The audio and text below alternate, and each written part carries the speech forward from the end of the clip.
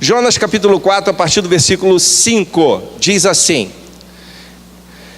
Então Jonas saiu da cidade e sentou-se ao oriente dela. Ali armou uma tenda e sentou-se debaixo dela à sombra, até ver o que aconteceria à cidade. O Senhor Deus fez crescer uma planta acima de Jonas, para que lhe fizesse sombra sobre a cabeça, a fim de livrá-lo do seu incômodo. E Jonas ficou muito contente por causa da planta. Mas no dia seguinte, ao nascer do sol, Deus enviou uma lagarta que atacou a planta e ela secou. E aconteceu que, aparecendo o sol, Deus mandou um vento oriental quente, e o sol bateu na cabeça de Jonas, e com toda a sua alma ele desmaiou e desejou morrer, dizendo: para mim, morrer é melhor do que viver. Que o nosso Deus e Pai nos ensine a sua palavra e fale ao nosso coração nessa noite, amém? Meus queridos irmãos, esse texto que parece assim meio que isolado, fora de contexto, ele tem uma mensagem interessante. Mas para isso eu preciso contar para vocês o que aconteceu com esse tal de Jonas, esse profeta.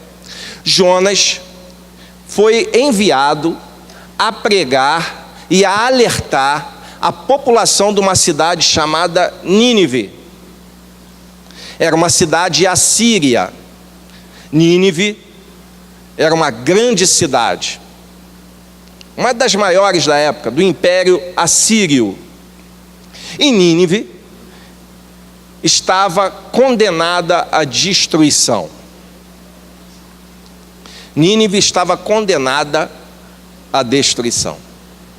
E Deus mandou Jonas lá, para dizer isso para eles, que se eles não se arrependessem, eles seriam destruídos. Só que Jonas detestava os ninivitas. Jonas queria mesmo que aquela cidade fosse destruída. Ele tinha lá os motivos dele, os problemas dele, que eram problemas relacionados à opressão que os assírios, eles eram terríveis, eles eram cruéis. Os assírios tinham requintes de crueldade quando conquistavam um povo, quando derrotavam um exército inimigo. Eles eram ruins mesmo. Os assírios eram aquele povo que era razoável para Jonas desejar morrer, desejar mesmo que acabasse com a raça deles. E Deus manda justamente um profeta que odiava os ninivitas, os assírios, para pregar para eles. Jonas chega lá, forçado. Vocês conhecem a história de Jonas, o grande peixe. Nós não vamos entrar nessa história, né, no detalhe, mas Jonas vai lá forçado, de má vontade, e faz uma mensagem, uma pregação de má vontade, desejando que eles não se arrependessem. É o mesmo que eu chegasse aqui e dissesse para um sujeito que está perdido, que não tem Jesus, e falasse: olha só, é melhor você aceitar Jesus no teu coração, porque se você não fizer isso, tu vai para o inferno, e é bom que vá mesmo. Era mais ou menos isso que Jonas estava fazendo. Tomara que tu não se arrependa, porque se você não se arrepender, você vai nadar no caldeirão do capeta. E tomara que nade, e seja muito quente, que você arda no mármore do inferno. Era assim o sentido da pregação de Jonas. De má vontade, grosso. E não é que os ninivitas se arrependeram? Talvez seja melhor pregar assim, né, Rosinha? Mas ser mais, porque a gente fala assim de um jeito mais tranquilo, mas Jonas não.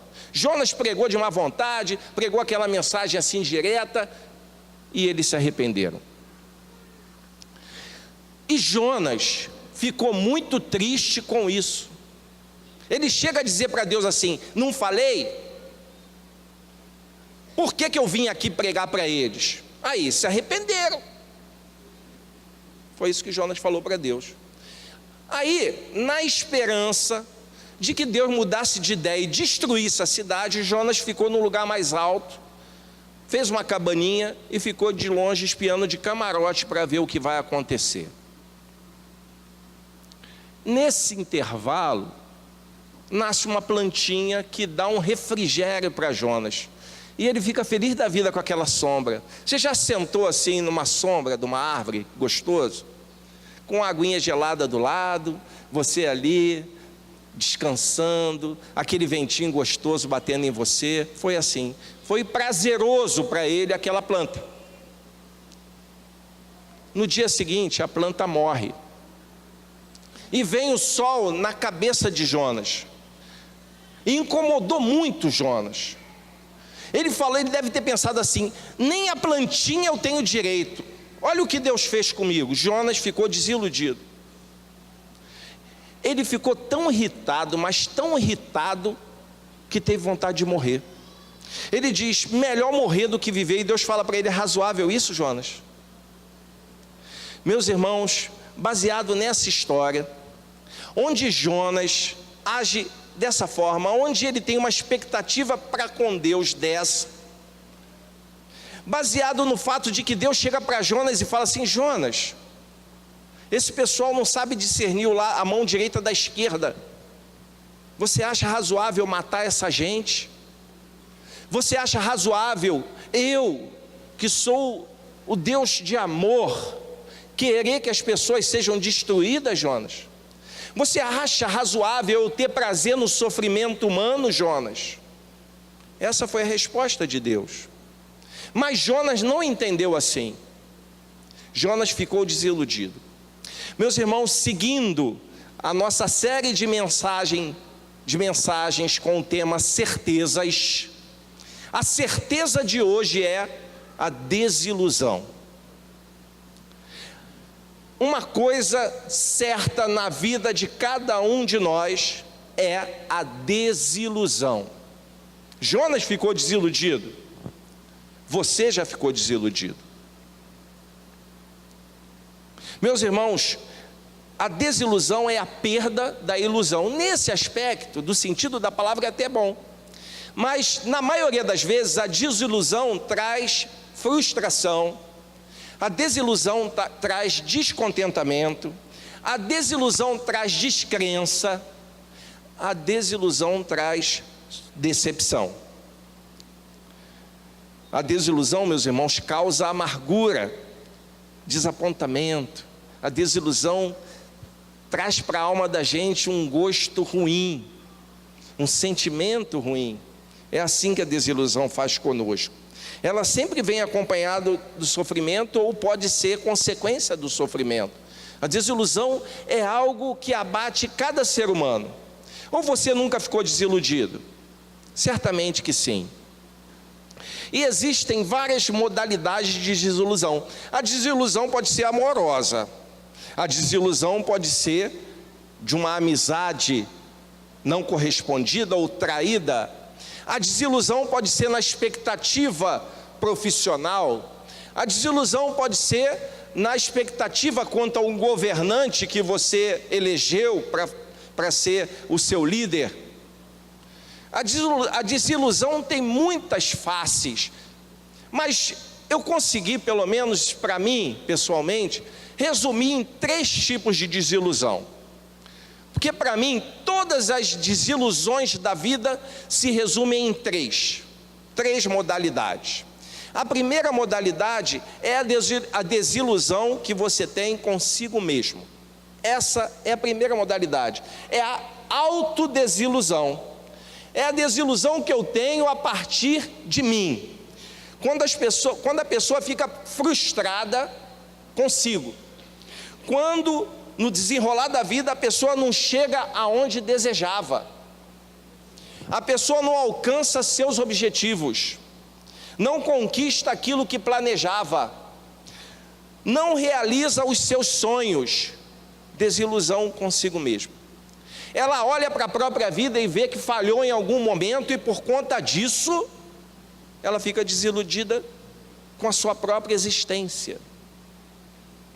Essa, para mim, é a primeira modalidade de desilusão. Quando a desilusão alcança a minha autocrítica, a minha autoavaliação e, por consequência, a minha autoestima.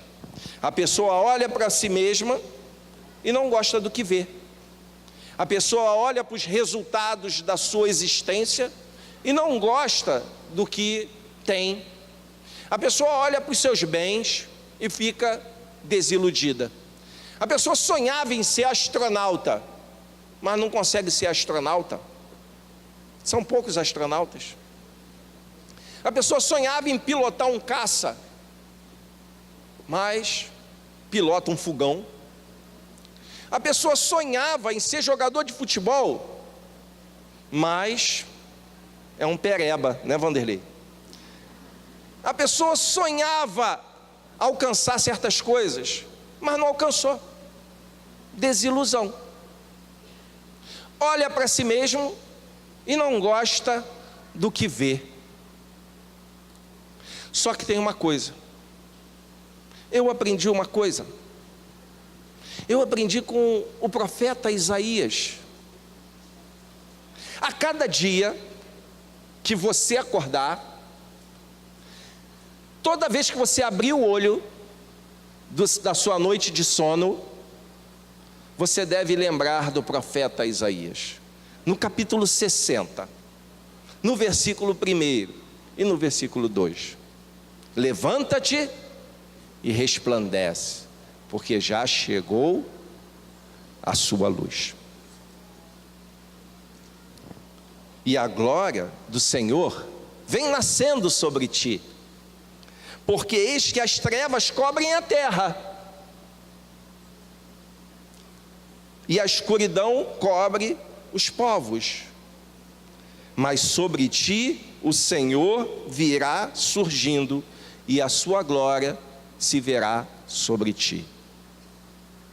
Então, se você está desiludido com os resultados da sua vida, se você está desiludido com o que você é, se você olha no espelho e não gosta do que vê, porque você errou no passado, não importa. Está na hora de ler o profeta Isaías no capítulo 60 e dizer para si mesmo e para si mesma: levanta-te, resplandece, porque já chegou a sua luz. Nunca se esqueça, nunca, jamais se esqueça quem é o seu Deus e quem é o seu Pai. Jamais se esqueça disso. Porque pode ser que o resultado da sua vida até aqui não te agrade, tenha te deixado frustrado por qualquer motivo. Mas o fato é que não existe coisa melhor do que ser filho amado de Deus. E você é um deles. Amém?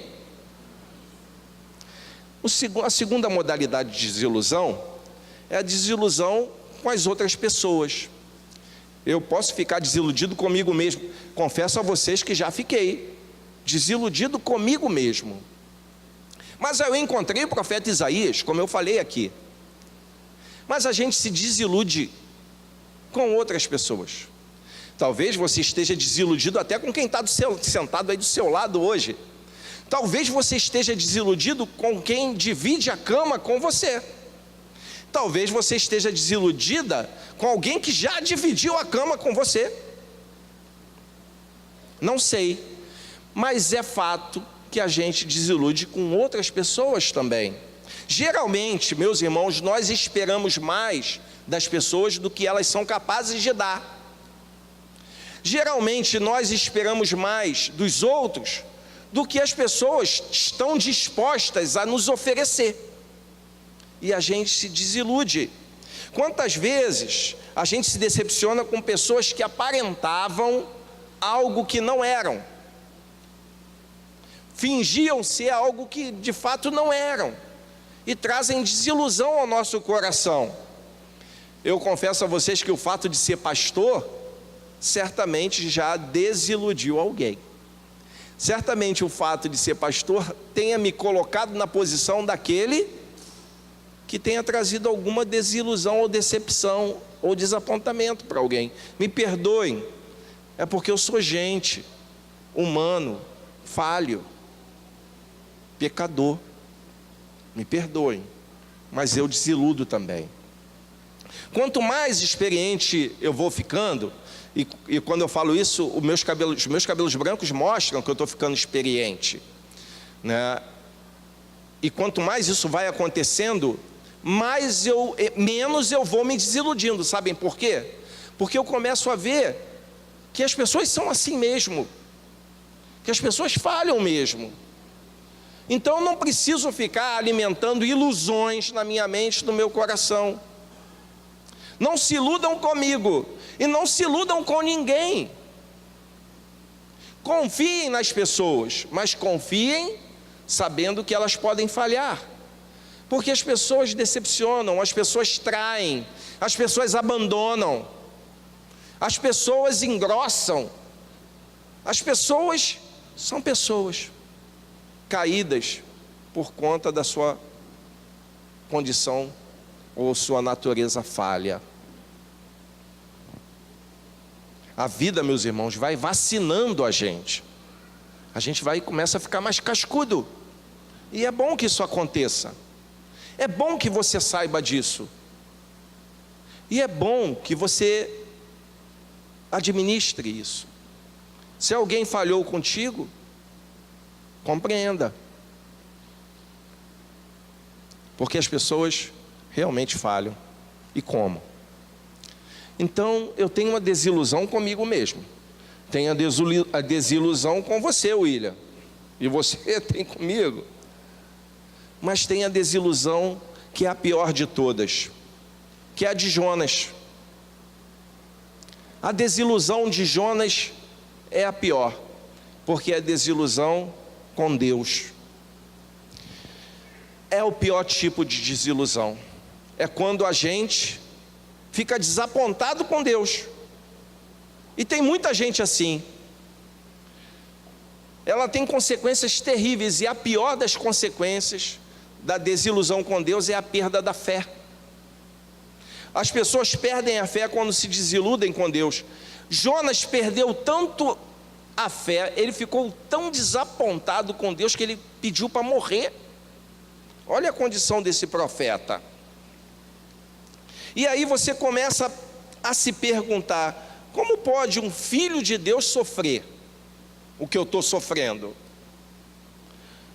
Como Deus permite que um filho seu experimente a tragédia?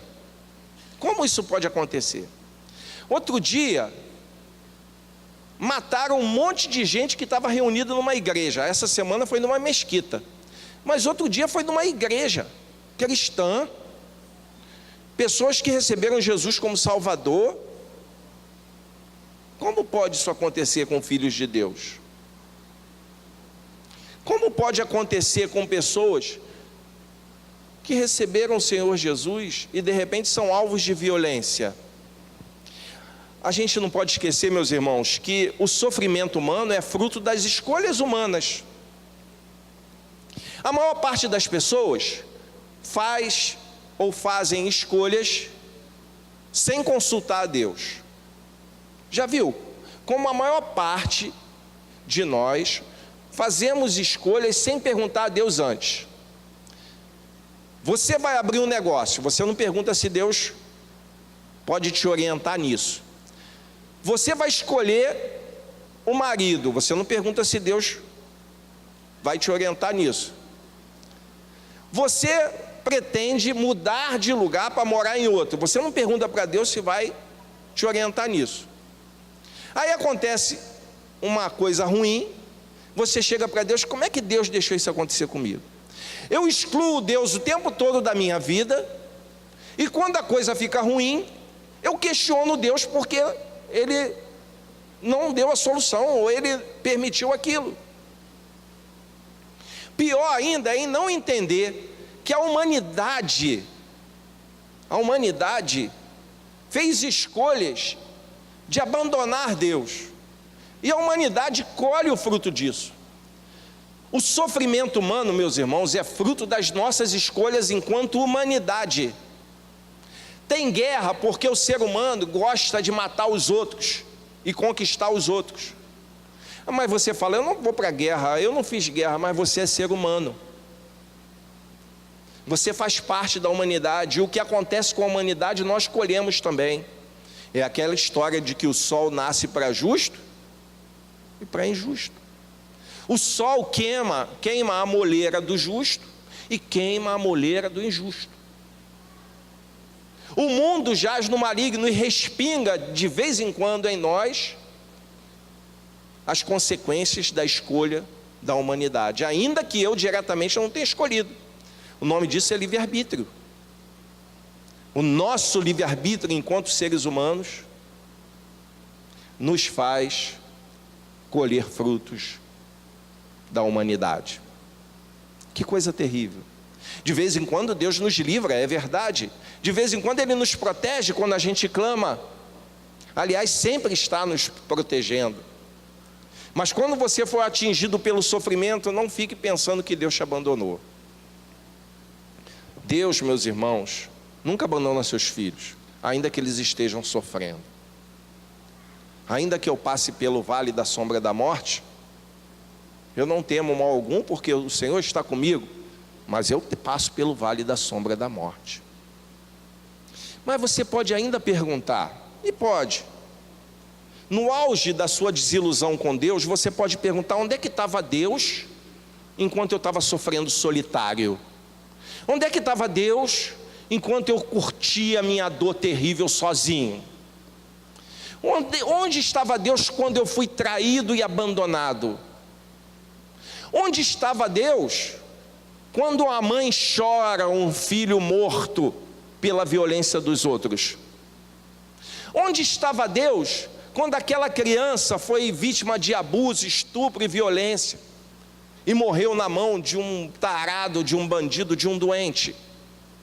Onde estava Deus quando a viúva vê seu marido morrer porque foi trabalhar e toma um tiro no caminho, numa tentativa de assalto? Onde estava Deus quando pessoas morrem vítimas de genocídio? Onde estava Deus quando alguém morre no hospital sem atendimento decente? Onde estava Deus quando as pessoas são assassinadas covardemente, mesmo sendo crianças inocentes, só porque ela tem uma cor de pele diferente ou é de outra etnia? Onde está Deus? Onde estava Deus quando isso aconteceu? Onde estava Deus quando um pai vê o filho morto, ensanguentado, cheio de tiro numa esquina, por causa de um celular? Onde estava Deus quando uma criança dentro de casa, pelo próprio pai, é abusada? Onde estava Deus? Ele estava na cruz, meus irmãos. Quando o nosso sofrimento é mais intenso, ou quando a humanidade chora a sua dor, ou quando pessoas choram suas perdas, Deus está na cruz. Jesus estava naquela cruz. O profeta Isaías, mais uma vez, no capítulo 53, vai dizer que Ele carregou sobre si as nossas dores, nosso sofrimento. Você quer saber onde estava Deus quando essas tragédias todas aconteceram? Quando você chorava a sua perda familiar? Você quer saber onde estava Deus? Ele estava na cruz. É lá que Ele estava, carregando o peso de todas essas mazelas, de todas essas tragédias, de todo esse sangue derramado. Ele derramou dele todinho lá, porque Ele carregou o peso da humanidade, da injustiça, do pecado, das dores e do sofrimento, lá naquela cruz. Era lá que Ele estava. Então não pense que Deus passa alheio ao sofrimento. Não pense que Deus é indiferente à sua dor, ou à dor de quem quer que seja, porque foi na cruz que Ele carregou todas elas, porque amou cada um e deseja que cada um de nós receba dele o alívio, o conforto e a cura das nossas feridas. É lá que Deus estava, em Cristo, naquela cruz. Que Ele tire do teu coração desilusão, que Ele opere na tua vida a esperança, para que você viva nela, mesmo passando pelo sofrimento, mesmo experimentando a dor, mesmo sendo traído e abandonado, mesmo passando pela enfermidade, que Deus, o nosso Pai, nos mostre que Ele nunca abandona seus filhos. Amém?